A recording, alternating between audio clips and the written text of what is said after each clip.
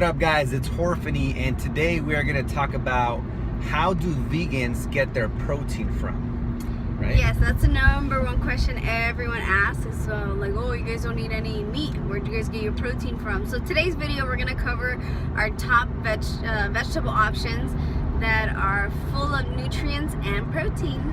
So first, let's talk about the myth. So let me give you this example, okay? Imagine if you were going to go to Whole Foods or any major grocery brand store, and let's just say you were to get like X amount of strawberries, blueberries, and bananas, and you were to pay $15, right? Just as an example. But you could go to a farmer's market and buy it directly from the farmers, cut out the middleman, and save like $5 and end up paying $10 instead of $15. Okay? So that's the benefit of cutting out the middleman. Now, yes, you get protein from eating animals. Where do animals get their protein from? They get it from plants. Okay, so you think about like chickens, cows, pigs, right? Like and cows. So I think I already mentioned that. So anyways, they get their protein from plants. They're not meat eaters. So when we cut out the middleman, we go straight to the plants and get the protein source directly from them, just like you would from the farmer's market. Yeah, so let's go right into our list. Yeah.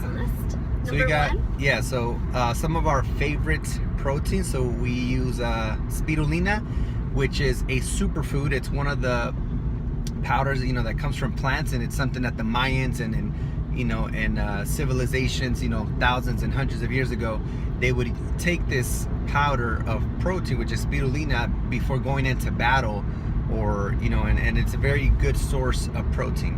Okay? Yeah, and it's actually really good to be used with your protein shakes. It's got kind of like a distinct smell, but once you kind of mix it in with your fruits, you can't even honestly taste it. It's really good, full of protein. Our number two go-to, it would be lentils. We love lentils, either in soup or like I did last week. I don't know if you guys saw in our Insta story. I'll cook a lot of it and then I'll store it, and I can kind of keep it cold in a container, and I'll scoop some and add to our salads or whatever it is we're eating for the week. So lentils are also very good for that. Number three is black beans. Black beans. Who doesn't love black beans? I love black beans. Yeah, and the beauty of black beans is that you could eat them whole, or you can blend them. You can blend them and kind of do like frijoles fritos, or you can even make like burger patties out of it. It's like so versatile, and it's full of protein. My so it's favorite really good. salvi plate: black beans, crema, and plantains. Yeah. And number four is spinach. Spinach. We put spinach on everything. So now instead of using just regular lettuce, we try to add like spinach to every meal. Like we just had vegan burgers, and instead of just putting regular lettuce, I use spinach for protein shakes that Jorge makes, which I have one somewhere here.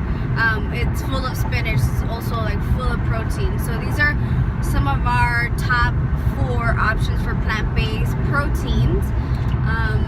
So just to sum it up, so again, if you were to buy groceries from, say, Whole Foods or Ralph's, you can go to a farmer's market, cut out the middleman, save money.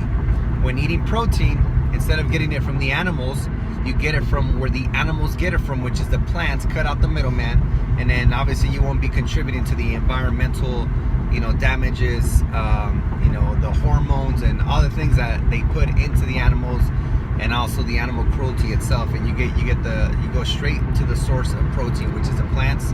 And our 4 top protein plants that we use: spirulina, black beans, lentils, and spinach.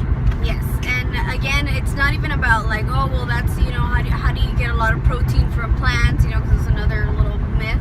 But if you look at the animals that the biggest animals, like gorillas, elephants, they get their protein from plants. So, and horses, those are some of the strongest animals in the animal kingdom. Yeah, so it's all about kind of educating yourself, and just kind of relearning everything. We're kind of used to learning what the media puts out and what we've been taught in school and just brought up with just tradition. So but it's time for us to kind of do our research and kind of just learn about what it is we're putting into our body. So above all, I think just do your research and see what works for you. Yeah, and the reality is you don't need as much protein as commercials on TV say you do. Just remember, all these things are a business. So just like milk is so bad for you, but obviously it has pus in it. They found a way that they can monetize it, and they keep these poor cows pregnant their whole lives so they can produce milk. They become like milking slaves, and then at the end, once they're pretty much old and ready to die, then they kill it, and then they sell you that food as premium meat. Just marketing, and they color it and do all these things to it to make it look appealing. And so just keep in mind, you don't need as much protein as the media tells you that you do. Yeah, it's honestly, I've never met anyone who has a protein deficiency, but again, it's a marketing scheme. The people that put out the reports that you need milk for your bones and stuff like that, look at who's milk backing. Does the body good. Yeah, look at who's backing those studies. It's like the milk and like meat companies. So anyways, we don't want to go into a tangent. That's a whole nother story. We do though. It's a whole nother story. Okay. But love you guys. Subscribe. Follow us on Instagram, on our Facebook page, everything Jorphany, and YouTube. Love you guys. Bye.